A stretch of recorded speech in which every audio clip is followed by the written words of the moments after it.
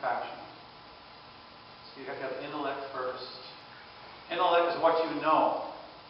And the intellect that God wants you to know is the truth. The truth that you find in Scriptures. The truth the Catholic Church has been teaching for 2,000 years. That's the truth you're formed first on. And your will will be formed on that truth. And then your passion will be formed on that truth, that intellect. Your passion is what you do, what you feel, how it moves you. And you form your will on the truth of Jesus Christ, and that passion will be formed properly. However, we are disordered after the fall. We're upside down. Instead of intellect, will, and passion, it's passion, will, intellect. So what that means is, instead of the truth driving your will, it's your passions. It's whatever happened in your life today.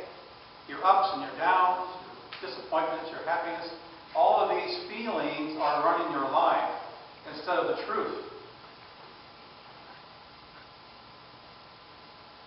And when your feelings run your life, you're not seeking the source of truth. You're seeking a fix for your feelings. So you're not seeking the truth. You're seeking just something to get me through these feelings for the day, this week, this month. And if you're not seeking the truth, then you're not seeking the Good Shepherd. And you're not connected to God's providence. If you're disordered. And we're always, we're not perfect, we're always seeking to get that right order. Seeking to be there, to seek the truth first, and not our feelings first. And this is really important. You've got to get it right. Seek the truth first. And I would encourage you to make an appointment with me or Father John and talk about this more about in your own life. How can I be in the right order in my life so I can have the right order and I can be part of God's providence? It's important stuff. Psalm 23 today talked about the shepherd and what you can get for being with the shepherd. Psalm 23 is very beautiful. In verdant pastures he gives me repose. He leads me. He guides me in the right paths. I fear no evil. You know, in the early church, they used to sing Psalm 23 during the baptisms.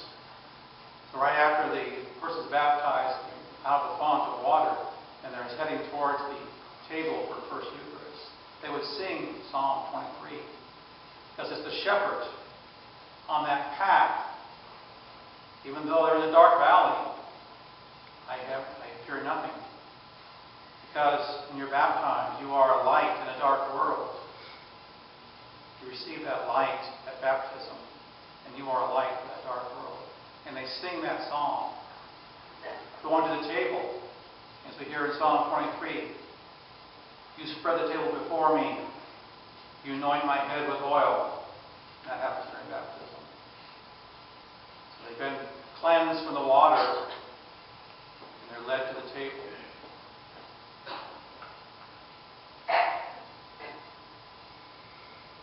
A word about a good shepherd and those in authority. A lot of people are in authority. You're either at work or in your home, or over your children, over your whoever. And so you can learn about being a good shepherd too. I remember when I was in management at work, I saw many styles of management. And the ones that did not work are the ones that they get things done through fear. It says, get this done or else. Or you'll get a raise or I'll dock your pay or whatever. There are management styles that don't work too good. And you can kind of imagine that if you were an actual sheep and an actual flock, a literal one. If the shepherd intimidated his flock to get them to do things, the sheep would be very anxious and scattered. see in the first reading of Jeremiah, it talks about this very same thing. It talks about being scattered, being disconnected, being frightened. So that's not a good management style. To be a good shepherd is you want to be involved in that person's life. You want to show interest in their life. And then they will follow you. You seek out the one lost sheep. You don't scatter them out. They won't follow you. And also one more thing about management style. In today's gospel, talked about the apostles were all tired, and Jesus said, "Take a rest." And he kind of took over, didn't he? He said, "I'll take over. I'll do all the work right now. Take a rest, apostles."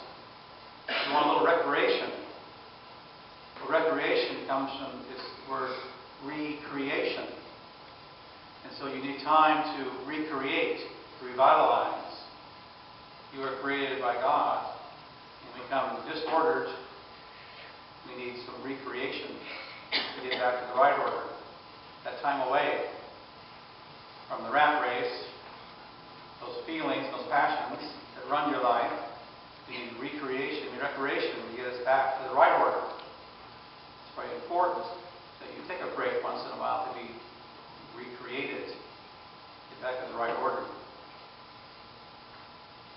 A good shepherd knows his flock, and the flock knows him. Make sure your will is formed by the truth.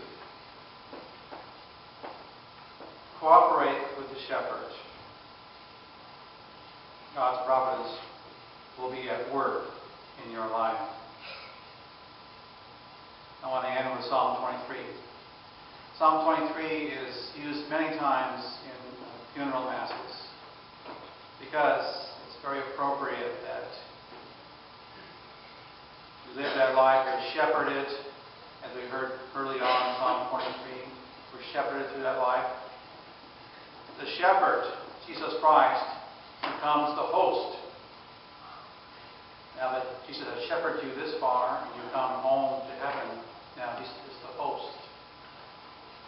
And so Psalm 23 ends with, "The Lord spreads the table before me in the sight of my foes. You anoint my head with oil.